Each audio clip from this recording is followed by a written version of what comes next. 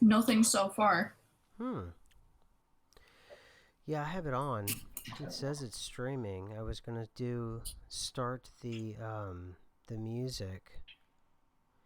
Anybody who sees us live, we're starting early now because of the software changes, but also other channels too have this kind of like intro time, kind of like a buffer time, and so people can kind of file in, and it gives them time to kind of get comfortable. And hey, everybody! Oh, good. At least we know things are. Buster's here. Hey, Buster, what's going on?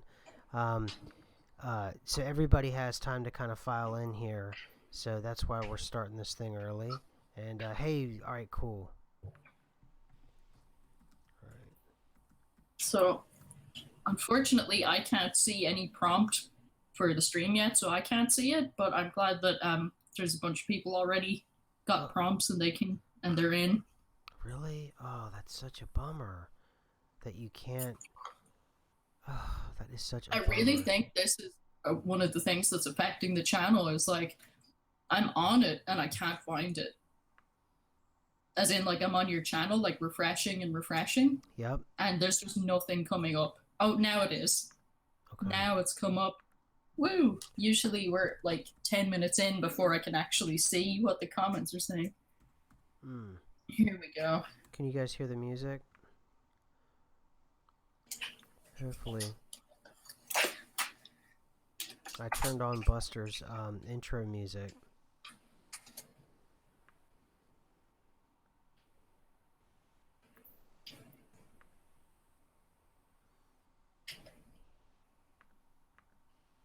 Okay, they're saying they can hear us. Is the volume good, everybody? Yeah, is the volume good? And I've turned on Buster. I turned on the whoa. No music. I can't hear music. I just don't I'm still trying to work that one out. The, other channels, they have this buffer time where they let people file in, because we were finding here that if I started exactly at 4:30, everybody, and um, and I just started the show, Chick wouldn't be able to actually find the link, and then everyone else was saying that it wasn't showing up. And so now what we're trying to do is open up a little bit early. We're not officially really starting the show yet.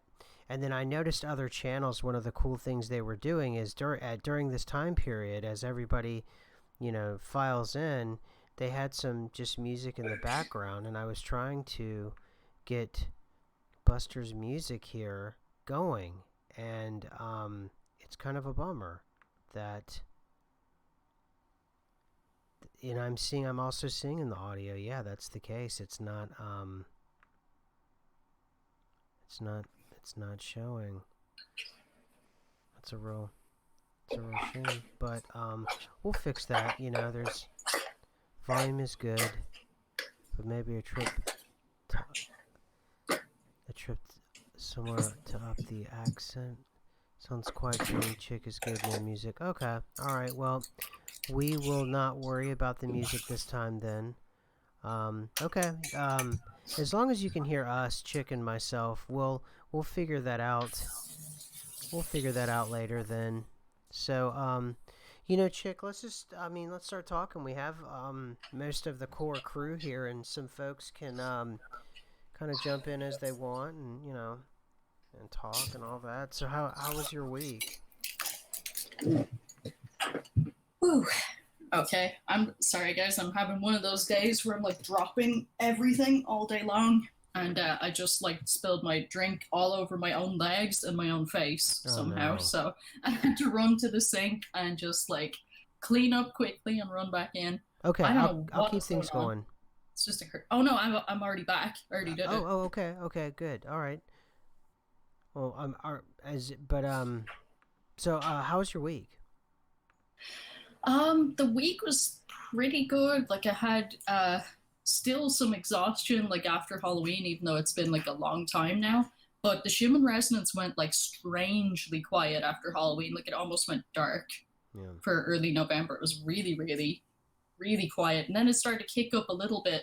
And as soon as it did, we started to see lots and lots of stories about other Earths popping up. So there's one that's, I believe it was 12 light years away. They said that it was a very, like a bigger version of Earth and that it was probably habitable. And then they said that there was two other Earth-like planets that they had discovered like on the same day as soon as the Schumann started to kick up a little bit. That's really interesting. Did you see the Twitter exchange going back and forth where we were talking about the story where they said people were getting disparate messages all at once and it was all over the place? I heard something about that. I didn't get any crazy messages, but I heard people talking about it. Yeah, let me let me try to find that. I retweeted that out, and I thought, what? Oh, and then there was the ice eggs in Finland, the rare ice eggs in Finland. That was That was weird. That was right. awesome. Oh my god, that was so weird. So here we go. Here is it's Wyoming News TV. So what I'll do is go ahead and I'll actually turn this into. I'll actually add this to the show just real quick for everybody to check out. Um, so everybody can see And this. something else weird that happened after the Schumann started to kick up a bit was news stories coming out about pterodactyl sightings in South Carolina. Yeah, I remember that. I was like, okay. Well, yeah, it was pterodactyl sightings in North Carolina. Hmm. People here started getting weird text messages as the pterodactyls are flying around, and it was just random. And it says here, and someone was bringing up the idea of Cineverse or whatever, and that's the messaging company here. But they talked about having 170,000 messages just sent out all over, and it said it panicked some people. Um, it says here, if you woke up to a weird text message that seemed totally out of place, you aren't alone. A mysterious wave of missives. I don't know how what swept America phones overnight, delivering confusing messages from friends, family, and the occasional ex, which has to be just delightful if you're in another relationship. So, yeah. So, A little bit of chaos right there, and the journalist sounds just a little bit tipsy. Just a little bit. So I don't know what's going on, man, but it's definitely eventful it for is. early November. And Buster mentioned text messages from another reality, and I think there's some merit to that. And hear me out. Um, yeah, I saw that on Drudge today about a Caltech physicist presenting multi-world version. That's Data Junkie. That's breaking out all over the place. That is breaking out all over the place. But going back to what Buster said, the text messages from another reality, we could have had a shift, and what had happened was like mid shift or something. This could be a new kind of residue. And just because it's not the typical kind of residue doesn't mean that we won't have different kinds of residue in all shapes and sizes come up after we have a shift. So I think the idea that the text messages could indeed be from another reality, and yet they could be part of a shift, or who knows what. Because I mean, Chick, you and we've talked about it before. Just because you're looking into the computer screen and we can all talk to one another, that doesn't exactly mean that we're all in this timeline together. I mean, there is a chance that we could be in different timelines and not know it. That is very true. And like I definitely had that one of the Mert Mandela effect research team is Scottish and he was seeing the Outer Hebrides the entire time, like his whole life. And he was talking to me and I didn't see it until I think it was like late 2017. It just showed up all of a sudden and I got onto him. I was like, "You're Scottish. Like, did this just show up for you?" And he's like, "No, it's been there." And I'm like, how are we talking about geography changes and seeing totally different realities at the same time? So yeah, I'm definitely a big believer in that. Yeah, yeah. I think that's a very viable, and it's a very viable theory. It's a very viable, worthwhile state of mind, and it's something that is probably if you had someone who had an elaborate enough setup globally with the reach, and if you timed it right, you probably could set something up to try to verify it in some way or another. I mean, who knows? I don't know. Yeah, and Lenny Time has said that we could be NPCs in each other's realities. That's absolutely could be the case. There's the idea that we are all alone, and what is happening is that the people we're speaking to, they're either 10,000 years ahead or behind us, and that in a way we're communicating cross timelines in order for there to be a coherent narrative to your life, and that coherent narrative to your life is simply something to address all the karmic needs that you have to adhere to in this life, and all of that stuff and so forth. But Chick, one of the big things I thought for me personally this week, I want to show this video real quick, and I want to talk about it while we're doing it, because I'm still a little fuzzy on these copyright stuff. So I'm going to show bits and pieces of the video and stop it midway through and all. But the idea is to set this up is we saw this video that came up earlier in the week, and it's inside this tunnel, and the tunnel is I guess for lack of a better word, it comes unglued. Like the reality itself dissipates and then it pulls itself back together. Did you get a chance to see that video, Chick? The rare footage of wormhole video? Yep, you know it. Yeah, I've actually got it pulled up right now again too. Good. As we're speaking. Okay, excellent. So I'm gonna go. I want to play that for everybody here. Just go ahead and I'm gonna take the chance. And it's just I don't know. It's just so weird. It's just so weird. So and just take the chance. So all right, hopefully everybody let me know if you can hear. Sometimes I know you can't hear, Chick, but if you can see, that's fine as well, especially if you've already watched the footage. As long as everyone out there can hear what they're saying, and particularly what the wormhole sounds like. So I'm just play a couple seconds here.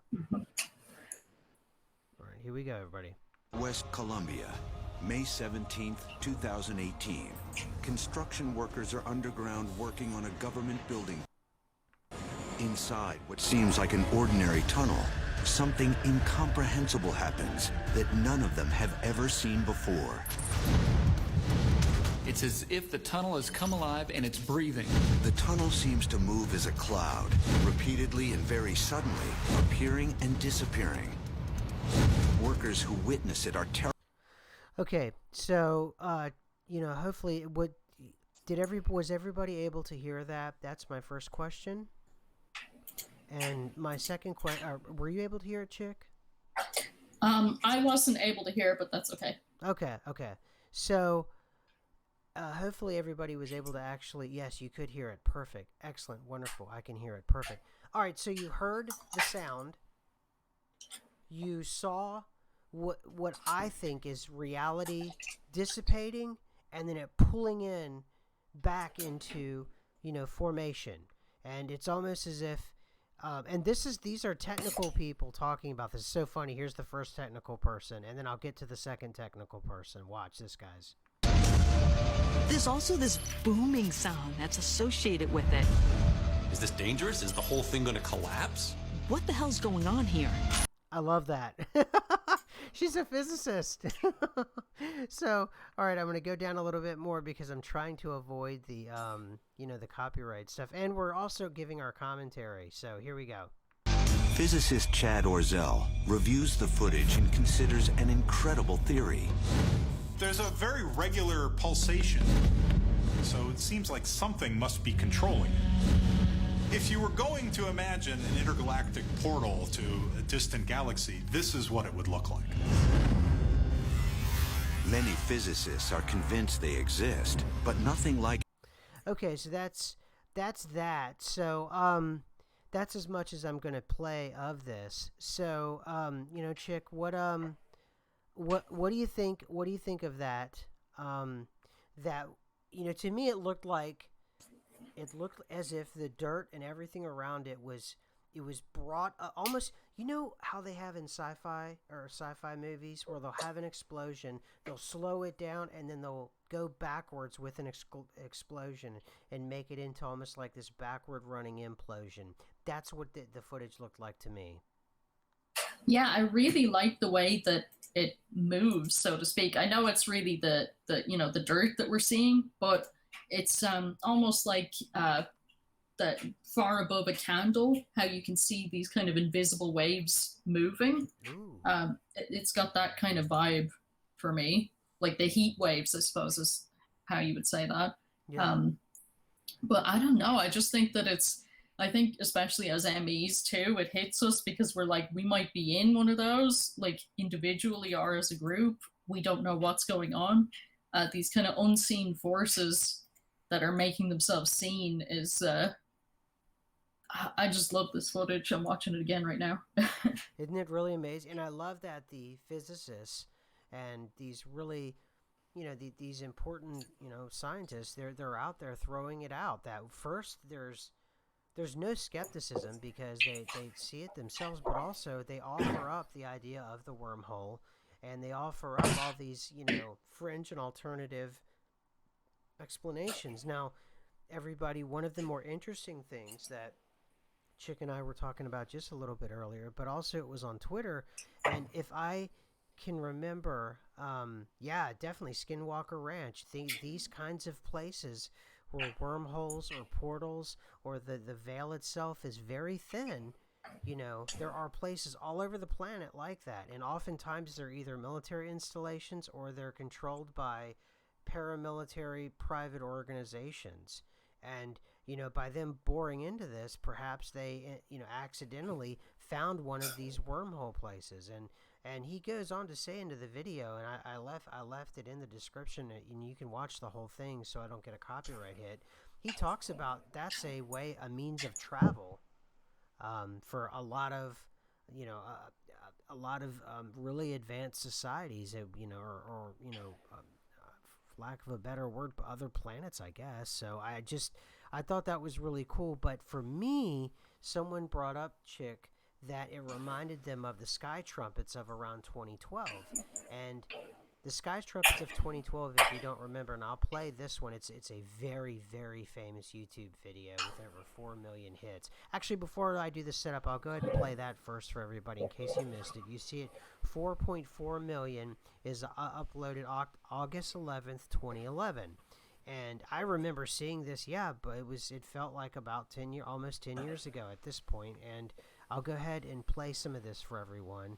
And this is and these sounds were being heard all over the world, but they were actually first recorded here, and that's why it's the 4.4 million views. So I'm going to play this real quick.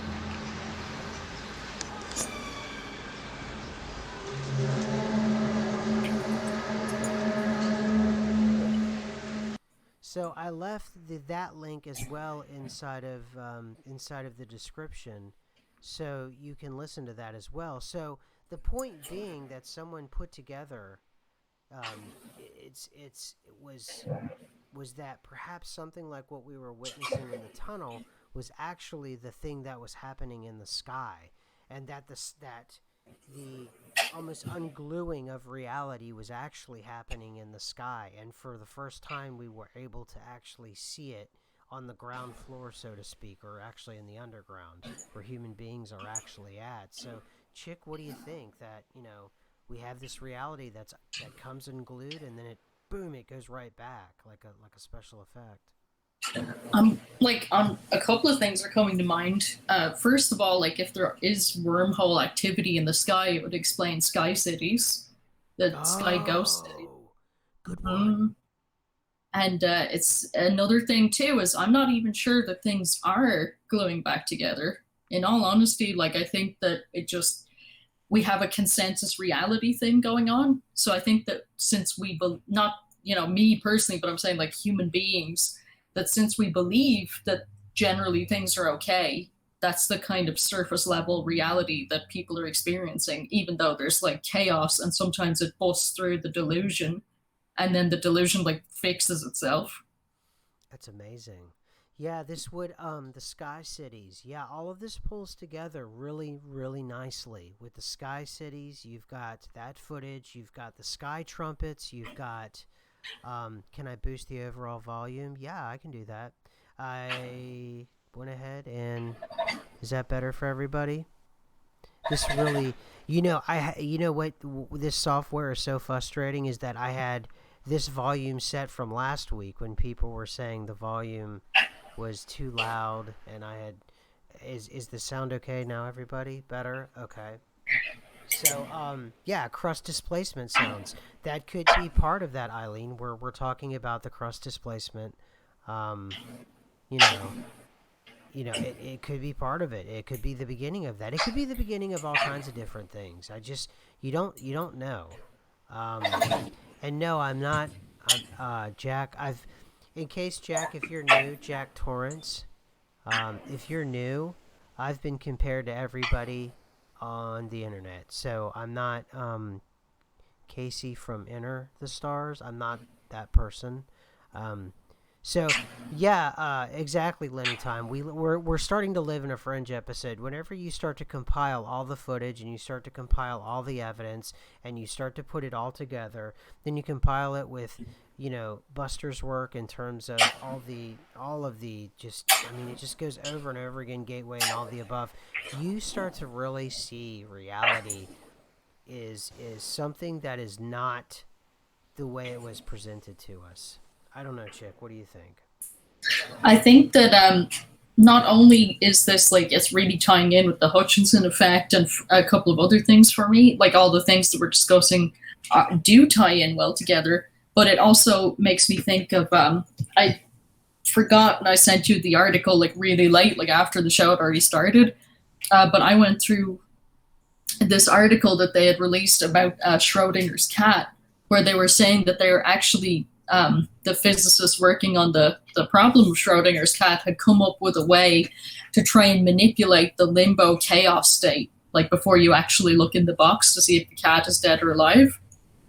Mm-hmm. And it was a little bit disconcerting because they were saying that basically that they have a great hold on the situation and that they could manipulate as to whether the cat is dead or alive, as in they can like tie into whichever timeline they want to experience. I don't have a doubt that they've already done that. And yeah, Buster copyrighted. Reality is not mainstream. You should do that and turn it into merch and start selling that, man. That's great. Reality is not mainstream. But no, Chick, I think you're absolutely correct. I think it's totally disconcerting. And if you think concerning, and if you really think about it, it goes back to our early days where we were discussing whether or not time and reality itself was linear. And if it's not, it's already been done. And the manipulations that we're seeing is, in fact, them doing the playing around.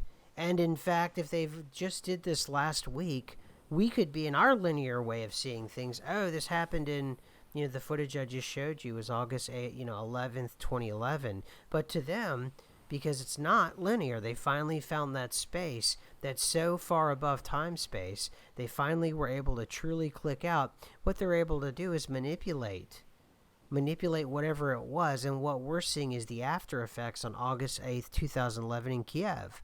And absolutely, in time itself, it's like gravity. You can measure the properties in terms of like people aging, in terms of the movement of planets. That's how you can measure time. there is no such thing as time in terms of something that you can only judge it and find it by its what am I looking for, chick? My mind went blank. It's like time. There's no thing that you can capture called like time. When people say, "Oh, I'm an atheist. I'm a materialist because if I can't see it, I don't believe it." Well, time, you can't see time. You can't see gravity. You can see the effects of time. You can see the effects of gravity, but you can't see those kinds of things. And it makes no sense when people use that as an argument. It's a stupid argument. And in fact, now my volume is a little low again. I've turned my volume up like 3 times. And it's like every show. It's almost like we have to do a pre-show or something too. All right, I'll turn it up all the way for both of us. So, I don't know what else to do. Is the volume better, guys? Hopefully. It changes week to week, so I don't know. It sounds good to me, but I might be hearing a different like audio mix than everyone else, so I can't really say. But I was going to say no. Go ahead. Go for it. Yeah, no, absolutely, go for it. Oh, I was just going to say what we have is the perception. We have the observation of different speeds of perception, and we call that time. So you're sitting there watching a clock ticking or a boiling pot, and it's going very, very, very slow. Or you're having a great time at a party with your friends, and time is going very, very, very fast.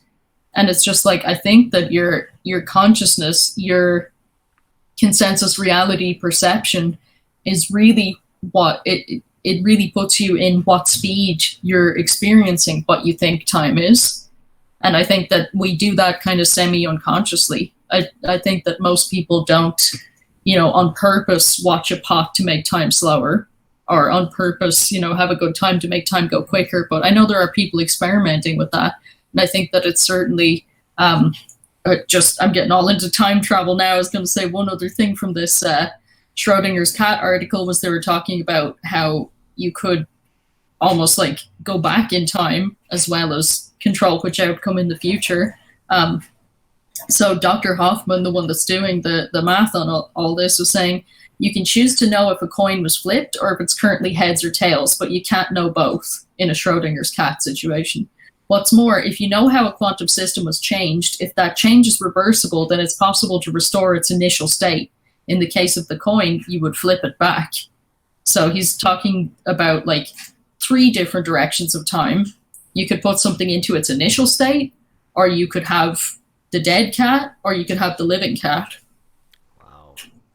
Holy cow. You sent that out, right? I want to take a look. I sent that out. I sent it to you too. I meant to send it to you earlier. I just got all confused. Yeah, I'm reading it now. And of course they have a chubby cat. Let me see. Can you guys hear me okay now? I've got the volume. I've got my volume all the way up, so as high as it can go. I don't know what else to do. Oop, top chat. Let me go to live chat. Oh, I hate when it does that. Such a bummer. So, I'm reading the article and looking at it, and yeah, I wouldn't doubt it, and I that would certainly explain why kind of history feels inauthentic, and also why, oftentimes if you think a lot of truthers, they blame like some kind of cabal, or they blame some kind of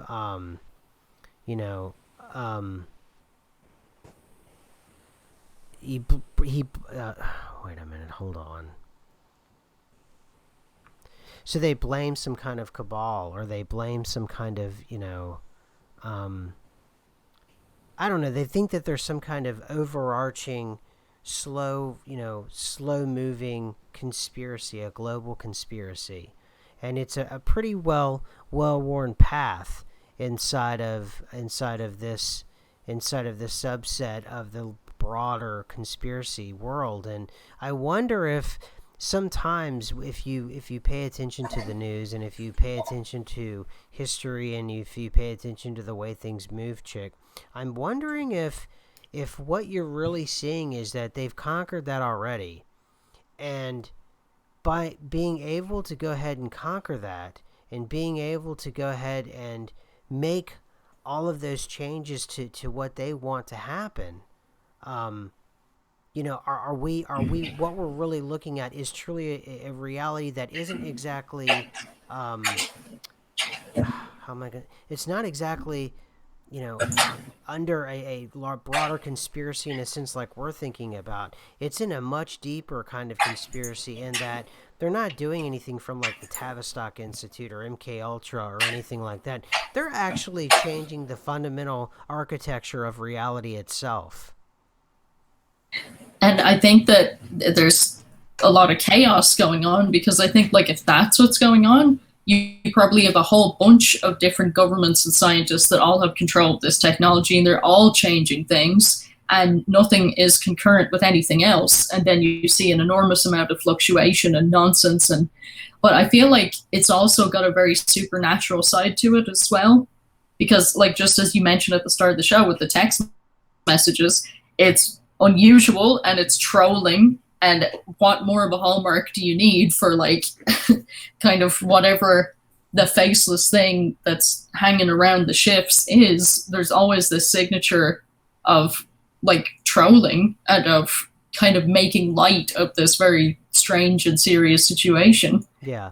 Hey, Brent, I'm not turning Chick down. I'm not messing with the audio anymore.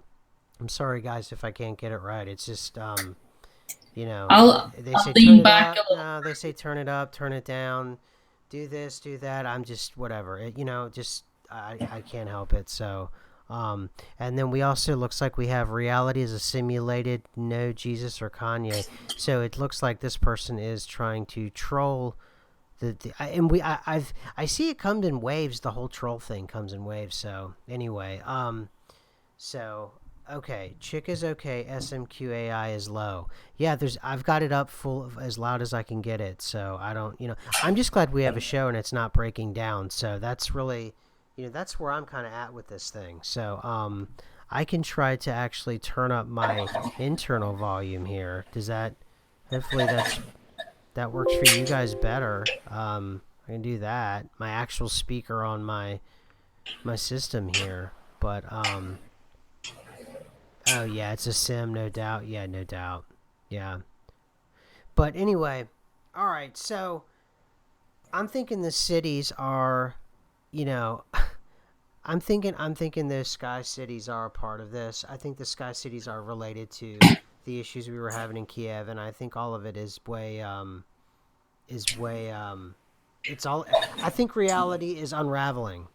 I think reality is unraveling, and I don't think it's anything to be too concerned about. And it's probably done it before, and then we're probably, probably not going to remember it, and that's the thing. I think that it unravels all the time. I think it probably unravels dozens of times a day, and we don't even know it. And it's just something that happens. And I don't think that there's anything consistent about reality whatsoever anymore. I don't think that it really actually exists. I think that we're just a series of consciousnesses that have, for some reason, agreed to come together and experience this reality in this form. However, I do think that part of that deal is, and you know what I've always wondered, actually, before I say this? What if, for every time a person passes away, the moment before they die, they get to experience the end of the world? Like in that moment of their last moments of life. What do you think, Chick? It's possible. I think, like, especially if that was important to someone, I don't see why they wouldn't be able to experience that. For me, I haven't, like, felt. I mean, I obviously feel a connection as far as I see things change, and that has been a big part of my life. But I kind of have felt like, well, the world was here and it was happy and everything before I got here, and it'll be just fine without me, so to speak. So I'm not, I feel like on a personal level, I wouldn't be bothered watching it explode or not because I wasn't worried about it before I got here. But I think for people that are very concerned about the world and identify very strongly with the physical reality, I think that would be important for them. Yeah, definitely. I think, though, I really do think that we're kind of tailored. Each of our realities, they've kind of are tailor made for each of us, and I don't think that there's one consistent reality that we all experience. And I think that anything is possible within one reality, as one person observes it. If consciousness does indeed come first, which I'm pretty sure that is the actual case. And I think that I liked your statement saying if that's what they wanted to do. If that's what you want to experience, that's what will probably happen at the moment of your death. And I think that is exactly part of the inconsistent. I think the biggest lie that was ever told was that there is a consistent form of reality, and there's a consistent form of these laws, these sets of these laws. And I was actually making dinner the other day, and I realized, how disgusted I was with like scientism, and how disgusted I was with like the university system and higher learning. And I started to think about I've said it before, the only thing it ever gives us is, kind of technology and innovation and those kinds of things. But if you really look back on a lot of the really big innovative things, they've always been from people that are absolutely outside of the mainstream science system or anything outside of the university. Now, in order to stratify that technology and make that technology much more plausible to the masses, and make the technology marketable and make it profitable, then of course the university system needs to step in, and that's where that takes place. But if you think of people like a Bill Gates, or you think about innovators like Jobs, you think of innovators like Edison, you think about the Wright brothers, and you think on and on and on and on again, and you start thinking about just these renegades, and they had absolutely nothing to do with the establishment. Tesla's a prime example. Nothing to do with the establishment, nothing to do with the mainstream at the time. And yet, for some reason, we have this parasitic system that's getting worse and worse by the day, that's going to make indentured servants of every college graduate, with this debt they can't get rid of. And I'm just thinking to myself, if there is no innovation, that any big innovation, like life-changing innovation, that doesn't come from the university, what's the point? Because if you really think about the bigger innovations out there, every single one of them came from some sort of garage, or they came from some sort of independent laboratory or something like that. It didn't come from a really formal white coat setting.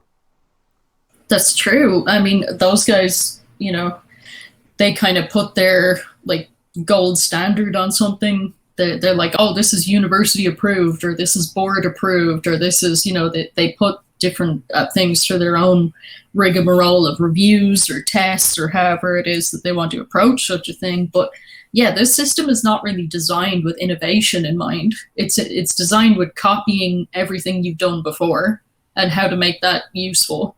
As in, I think that there's an aspect to being in debt that is not just because it'll keep you busy for the rest of your life because you have to pay off your debt, so you're not going to have time to look at the reality of what's going on around you.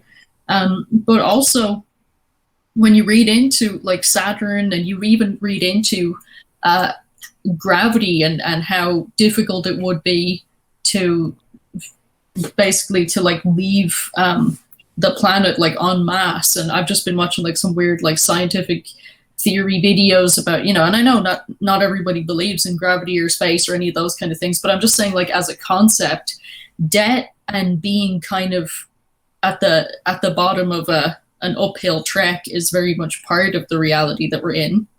And it's not by accident that if you're a good debtor, then you're considered good and useful by society. And there's an important point to money. Money is very esoteric. Money is very occult. You can't, and for people who don't want to do, shadow work or indulge their dark side, engage their dark side, you really are only exploring half of who you are. And the lust for money is something that has to be addressed because it's tied to safety, particularly in America. You buy safety in America, whether it is through more expensive neighborhoods, the more controversial gentrification inside of the larger cities. You have to pay for your safety, particularly in America, and that often doesn't, ensure. Particularly in the environment that we're in now, that even doesn't ensure your safety. So everything about money, people who are very dismissive about money, I don't think they understand how intrinsic money, the idea of money is to the tapestry. It's as real and as important as gravity, as the air you breathe, as Schrödinger cat. It's all of those things. And it's very, very important, and the movement of it is important, and it's linked to karma, and it's linked to all of those things. It's a very occulted force, and if anybody's ever wondering about it, go to W.D. Gann. He's the one who used different kinds of systems, very esoteric systems, and he was a very good financial person. And I think somebody made a joke one time. They said, it's millionaires don't use astrologers. It's billionaires that use astrologers. And I just had a major Mandela effect check. You did? Yes. Like right now, I just looked this up, and it's blown my mind. I'm going to try to show this to everyone on the screen here. Yeah, because in Orion they say astrology, they don't say astrologers. I was going to say that direct quote, if that's what you're talking about. No. I was going to look up I remembered the first computer science class, the history of computer science. I remembered the first person to invent computer code, like so people can program and not have to know binary or machine language.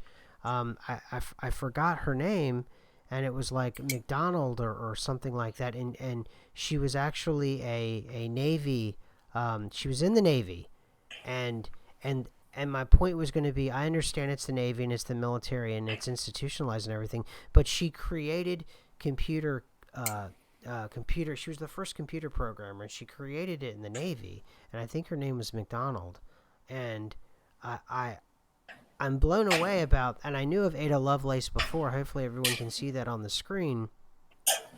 And I have to look this up about Ada Lovelace because I knew of Babbage, and he was the first computer scientist that was out there, but I didn't know Ada Lovelace was the world's first computer programmer in the 1840s. Now I would consider that there's the history of programming languages. Let me go into this real quick here. I don't mean to bore everyone, but these kinds of things are actually very important. And I'm looking for this specific person, this specific woman. Let me see. She's the one who created it, and she was a Donald. No. It's not. I can't find her now. All I have is Ada Lovelace in the 1840s. You know how weird this is? Super weird. What? A computer programmer in the 1840s, Ada Lovelace. What? Okay, I wasn't expecting this, so I'll have to look this up later, because I was looking for the 50s. I wasn't looking for the 1840s. You aren't looking for the 1850s. Right. What?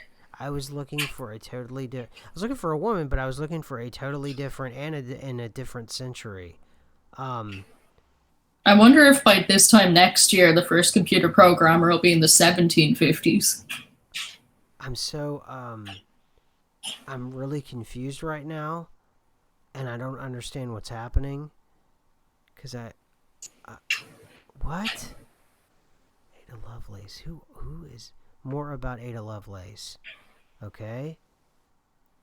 Or here, I'll do. Oh, actually, I can do it on the screen here.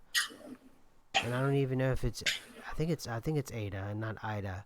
I think it's Ada. Let's see here. More about Ada Lovelace. And then, of course, there's Alan Turing. Oh, but it doesn't have me as... Oh, here we go. Excellent. Here we go. Ada Lovelace. London, 1815. And died in 1852. She was young. Her spouse was William King Nowell, the first Earl of Lovelace. She had a few children. Is known for mathematics and computing, and she died in 1852. I am like beside myself right now. And here's Alan Turing. Now I'm gonna pull this up and see if that's now changed. Was he still? Okay, he still did the Enigma and all that from the 50s. Okay, Alan Turing, 1912 to 1954. He's also very important in computer science. So, I don't know. This is all really confusing. This is a weird one, computer science in the 1840s. And this is my point, is that someone else could have pulled that up. And because these are scrying mirrors at this point, and I think that we're all in different versions of reality at this point, I think you could have found a different set of facts. I truly think at this point, I'm serious, I really think so, Chick. Oh, yeah, I mean, just before the show even started, I got 2 different results from Google on what year did the Da Vinci Code come out, Yeah. the movie. And I was just like, okay, well, I guess generally in the 2000s then, because you're giving me different years, Google, come on now. But it is weird. Like, you'll have, like you said, it was such a joke in the press when that White House lady said alternative facts, and it was like, for anyone that's like ME'd, that's not a joke. That's like the term alternative facts is because anyone that isn't affected is just like, okay, well, that's baloney, and anyone that is just like, there's so many different facts for so many different situations and so many different timelines, and all of them are real and all of them are correct. It's you got to be able to like expand your thinking to just even grasp it. Oh my gosh. And now here it says, what is the IDA programming language used for? It says it's commonly found in other programming languages and provides additional support for modern programming practices for control special purposes hardware. What?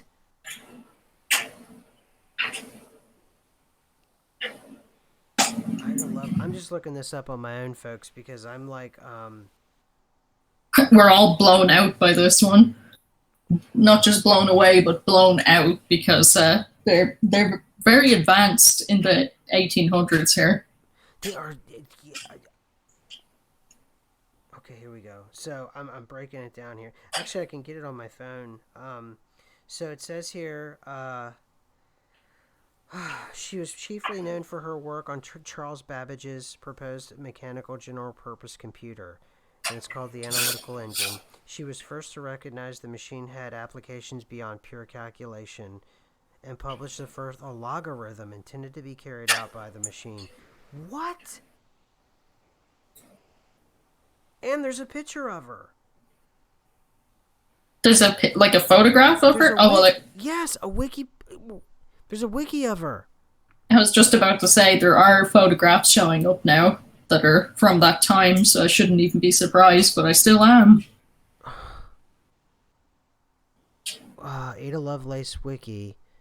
Okay, so Ada Lovelace. Yep, there she is. Oh my. I don't know. You know,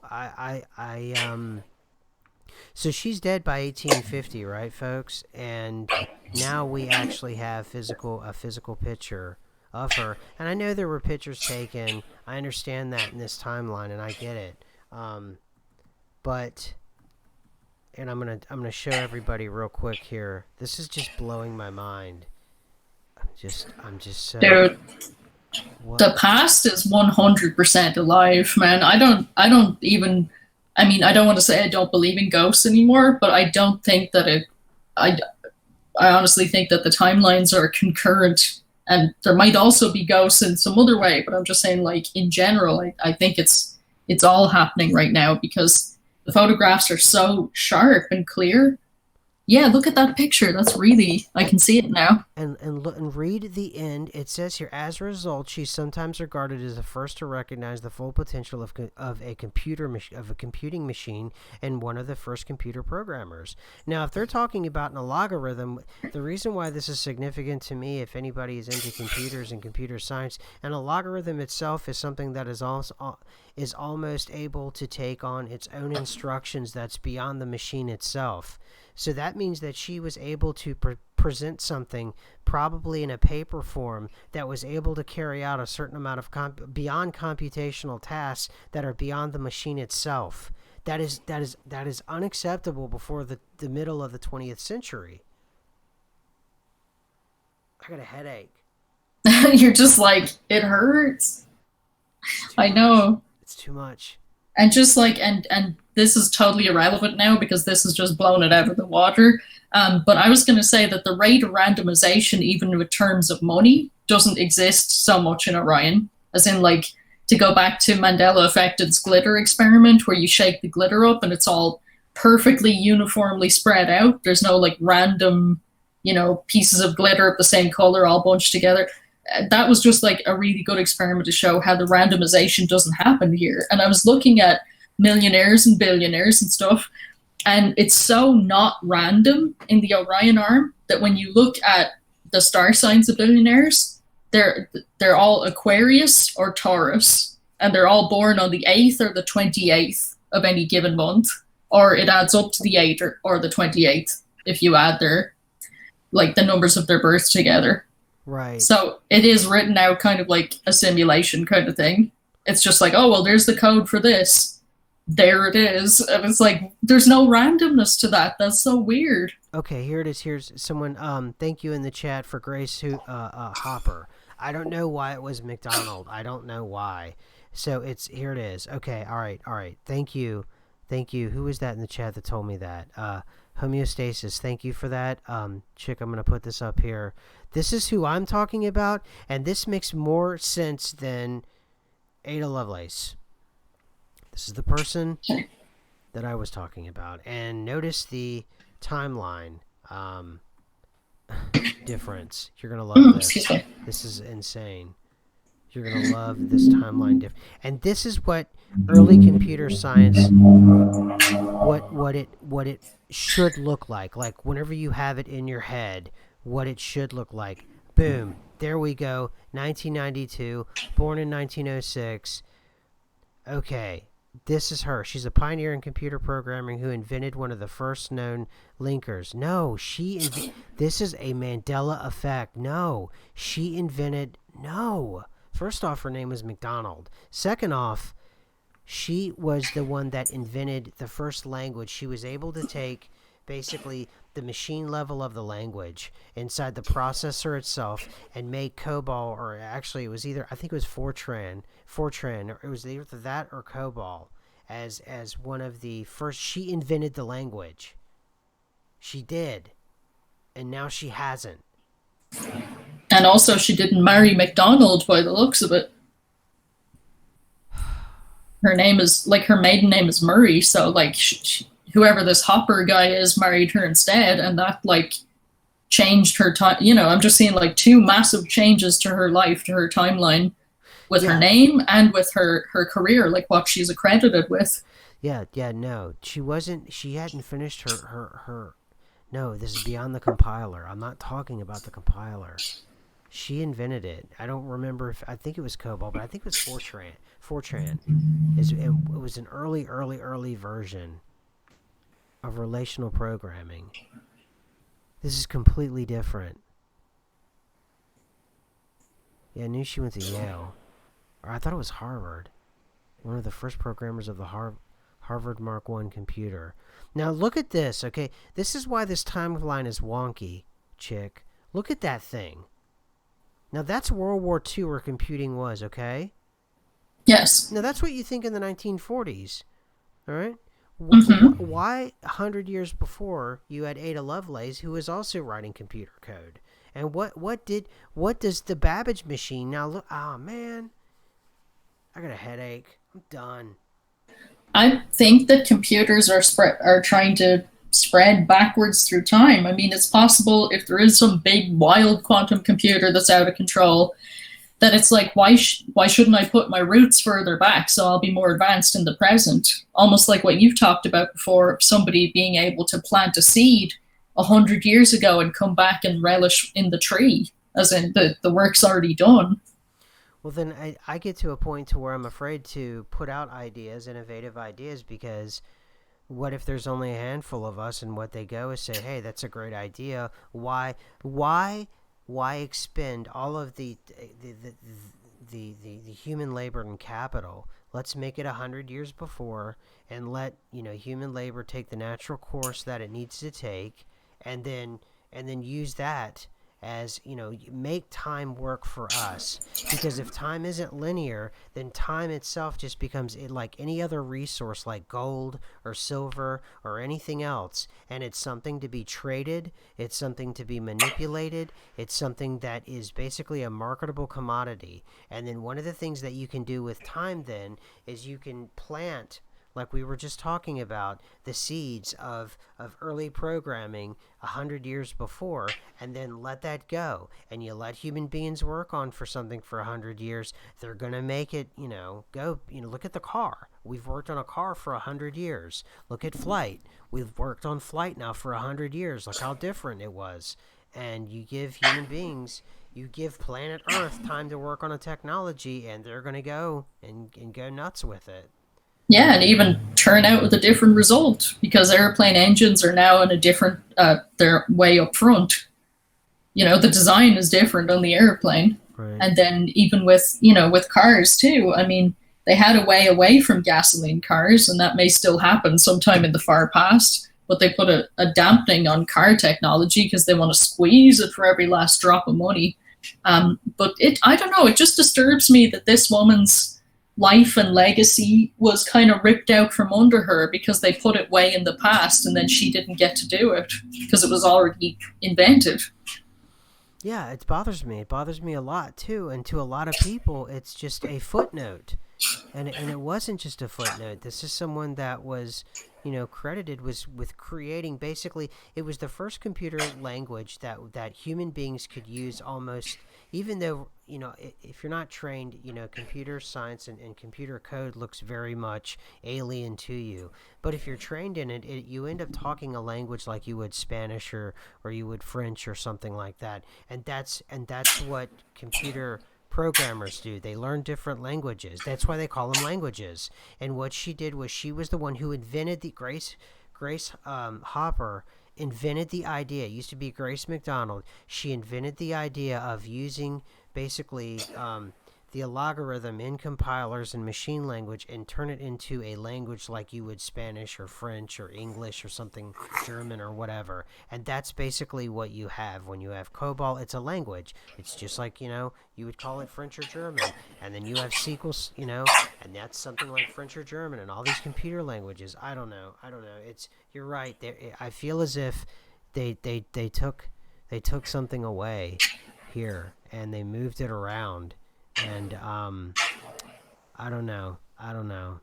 It's weird.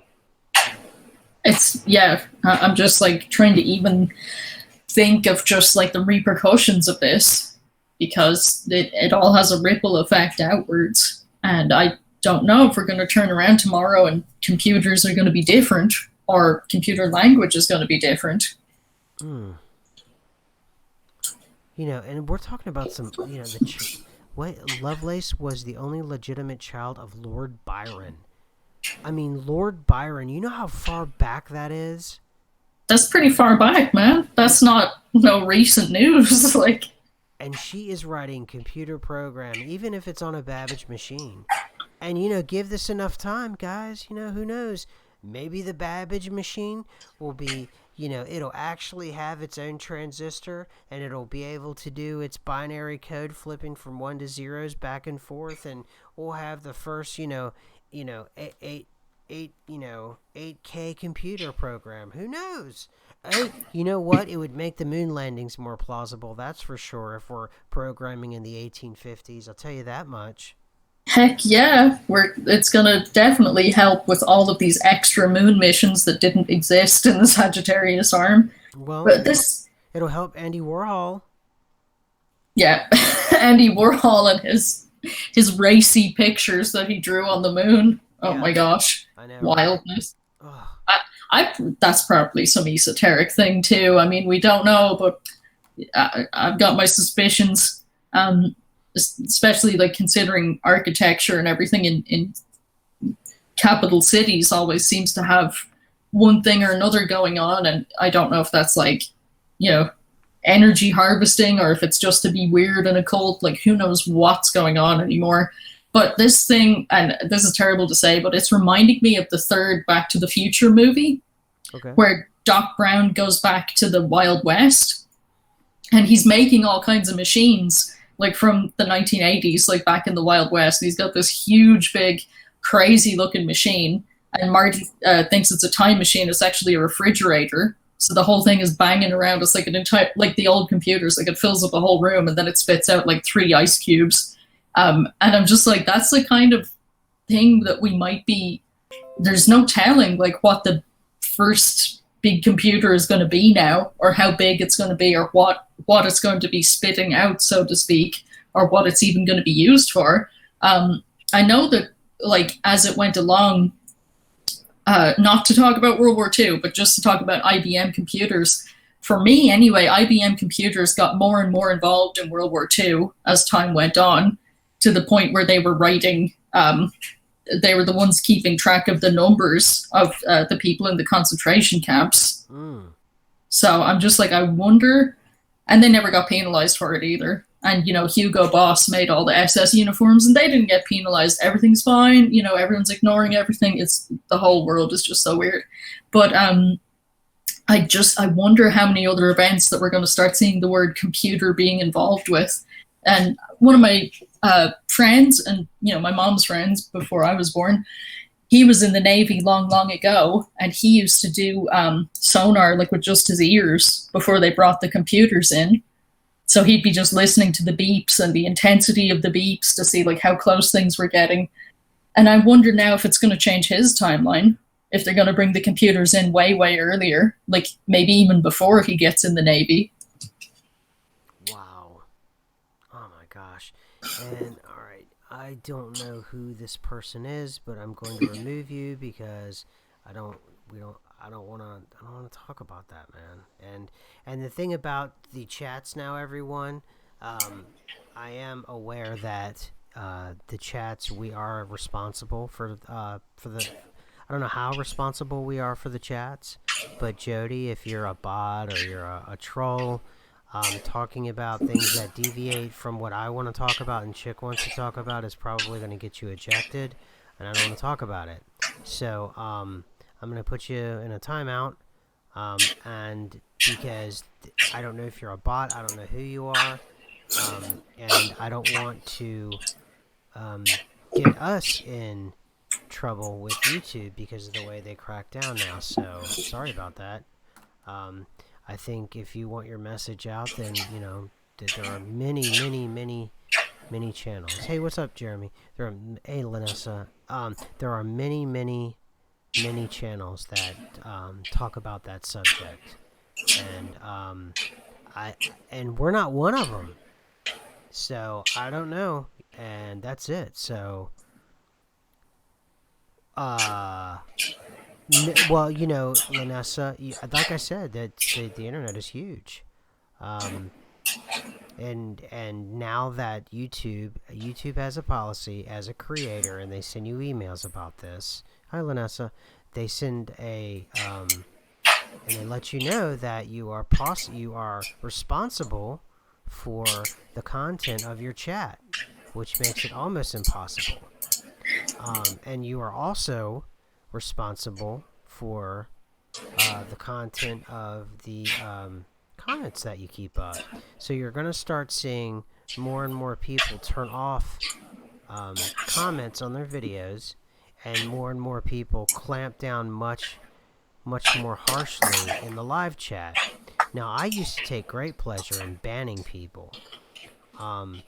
But for Jody, if that is the case for her, I mean to do no harm to anyone. I'm just saying that there is more than enough channels out there that cover that subject, and I have so much going on with covering this subject that's it's mind-boggling, dealing with reality. So YouTube is very yeah. So yeah. So anyway, so I'm reading here. Okay, the Guardian Matrix, I just know that there are certain words that the algorithm looks for. So yeah. It's they look for it, and they'll shut you down. So, and there's whole communities. I mean, they're all over the place. So Besides, don't we have our hands full here with just this? I mean, for heaven's sakes. I mean, look at what we've uncovered today in just this last hour. It's been insane. It's just nuts. I don't know, Chick. Well, I don't know what to do. Well, there's just so many different layers to reality and what's going on, and I think that a whole bunch of them are concurrent and all happening. I don't think anymore that just, one thing is happening, and like there's all the reality weirdness, Mandela effect stuff, that's happening. There's the spaceship stuff, that's happening. The skies are totally weird. Who knows what is happening there. There's the things that are going on among humans, the different worlds within worlds. I believe that's happening too. I believe there's all kinds of, initiated societies. I believe there's all kind, who knows what kind of networks and things are going on. Definitely anything to do with the royal family is weird. Like I'm not, what I'm saying is I believe it's all going on. I just think it's really hard to focus on everything all at the same time, because no matter how many, notes you make, it starts to become really, really confusing. Like even, and I'm not saying anything derogatory about the royal family, but I'm just like, for YouTube's sake, I don't like them, but for YouTube's sake, I'm not saying anything derogatory. I'm just saying that they were different in the Sagittarius arm than they are here in the Orion arm. So even if you get into the things that you've heard about them, there's different versions of that. So, it can become so detailed that I think that you would need, I don't even know what kind of team of researchers you would need to try and tie all these different worlds of things together. Gosh, yeah. And the problem is it keeps changing so much, like this Ada Lovelace thing. It's just blowing my mind. And then, McDonald is gone and now Hooper's in. And it's just, it's so weird and so strange. And then you saw the 2012 thing. And I think we're going to go ahead and start shutting things down here soon. But, before we go, folks, I just want to, I've got to play a little more of this for everybody. And Chick, what I'll do is I'll send you the link. And, we'll, or maybe I won't. Hold on, I think I have it. Here we go. Yeah, Chick, I'm going to send you the link. On Twitter. Oh, goodness. Twitter messaging, I'll send you the link. Check this out. You've got, I'm sure you've heard this before, but I'm going to play it out for everybody. And, it's just so bizarre. So bizarre. Here we go.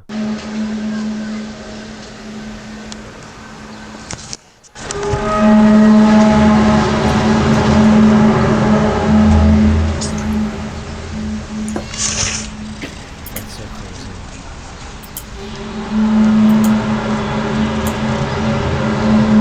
Yeah. I'm thinking that's the sky opening, and then what it's doing is it's reclosing.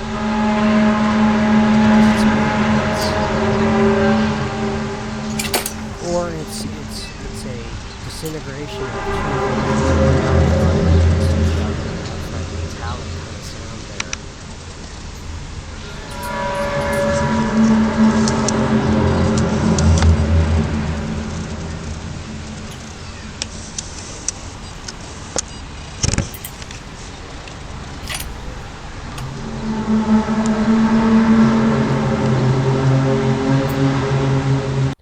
and if everybody remembers back then, this was starting to happen all over the world. This was just one of the breakout videos at the time. It was just all over the world, man. It was just so crazy. And then right after that, the Mandela effect started kicking up. And then right after that, it just spun out of control. You know, it was just so crazy. I mean, oh man. You know, it's crazy as I didn't see any trumpet like videos until like 2015.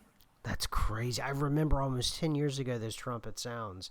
And then right after, not right after that, I'd say pretty recently after that, I started to hear of, and then there was the earthquake on the East Coast happened after that. And then after gosh, that, yeah, you remember that? It went from like Boston all the way down to like I forget where, but it was like Boston to somewhere. Really, it's somewhere. I think Virginia, Boston to Virginia. That was crazy. I was contacted by a woman that was caught in the middle of all that, Yeah. and she believed that she drowned and then woke up in the Orion Arm. Well, I was Crazy, man. I was on the East Coast, and I was on the 20th story of a building, and I remember getting a headache, right? So, Jody, I'm gonna ban you if I don't care. I used to rage on banning people, and I'll ban you.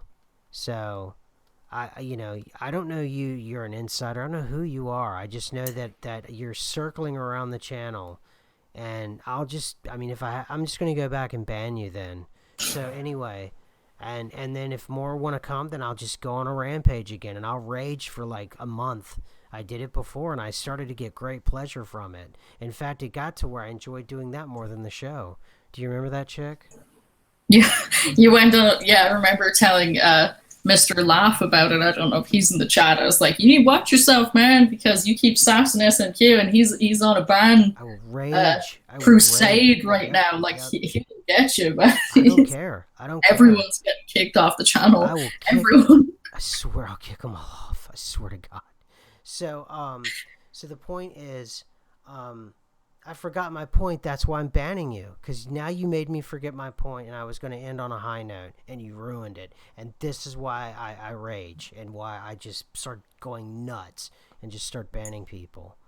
So, all right, that's it, folks. We're going to end it on that, and we've got some links in there. So I can end it on a spooky note, as in I just got a notification from one of the Mert team, Just Surfing. It was really, really good. And they just sent to me as we were live on air, Dracula has changed. He's still from Transylvania, but the explicit link to Vlad the Impaler is gone, according to his sources, including Wikipedia here. He is less scary and powerful than he was. He can't regenerate now, and sunlight doesn't kill him. Original book meme and TV meme may differ. So for anyone that's like a Dracula buff, the story has changed. That's crazy. That's just it. All right, so that's it. There's a lot in this episode. Oh, there it is. I'm going to open it up, this wiki. There's Bela Lugosi. Y'all haven't heard of Vlad the Impaler? Lanessa is asking. Vlad the Impaler was not only related to the current royal family, who weren't the original royal family in England, but he was also the inspiration, and in some of the canon, supposedly either Dracula himself or the ancestor of Dracula, depending on which story you're reading. Like in the Gary Oldham, not Old Man, Gary Oldham movie version, he's Vlad himself. Oh man, this is just too much. That's crazy. Okay. I know. Right, and for anyone that doesn't know, like Gary Oldman is his name now, the famous actor. Yep, Gary Oldman, not Gary Oldham. And that's the way I used to say it. And I thought it was Gary Old, H-A-M. Now it's Gary Oldman. Oldman. Hey, Gary Oldman. And it's such a shame because a lot of movies he was in was really good. And, I first noticed him in Sid and Nancy, and I thought, wow, man, he really captured Sid Vicious really well, and I was like, oh, I'm really impressed. And then it was like, he just exploded right after Sid Nancy, and I think it was 1987. And then, and I paid attention right up to, even beyond Dracula. I've always paid attention. And now he's Gary Oldman. And it's almost, like I said, we've talked about it before. I almost feel like it's like an insult or something. It's very weird. It's just, I don't know. It could be me. Well, I wonder if he remembers it himself, because that would be amazing. That'd be really amazing to talk to someone who is really famous and, has been on movie posters and all that, and say, hey, do you remember? Because there was someone that claimed, the famous Sally Fields, you like me, you really, really like me, which was repeated by Madonna, it was repeated by Jim Carrey in The Mask, it was repeated over and over again, said that there was someone who was an insider who was at that table, at her table, and said he remembers specifically, she said it, the way we remember, and not the way that it was recorded. And that's the closest. So, but keep in mind, Sally Field, not Sally Fields, her brother works for CERN. True, and sometimes it's hard to tell if the new reality that you're seeing just feels completely like weird and fake and inserted because you know a different reality, and because the one coming in is an Orion reality and therefore it doesn't feel right, or if sometimes it feels like something was just copied and pasted, like something completely different was just inserted into reality, and it just makes everything really weird. Mm-hmm. Like when Michael Jackson ended up having a younger brother, that was really weird for me, because it was the Jackson 5 for me. And then in this world, it's just the Jacksons, because there's 6 of them. Well, Michael Jackson is a younger brother? Yes. All of a sudden, he had a younger brother who was part of the Jacksons. They weren't the Jackson 5 because there were 6 of them. But for me, they were the Jackson 5, and Michael Jackson was the baby. He was the smallest one. And they're like, no, he's got a brother. I think, let me see, what's the brother's name again? And what was so weird was I actually saw the brother grown up on the footage of the funeral in like 2009, but I didn't know who he was. I thought he was like a bodyguard or something, because I knew nothing of an extra brother. Wow. So weird. Hella weird. Okay. All right, this is too much. My head hurts. All right, folks, we're out of here, and we will catch you next week. Thank you for showing up again, and all the regulars. Thank you so much. And that's it. See you soon. Bye. See you, everybody.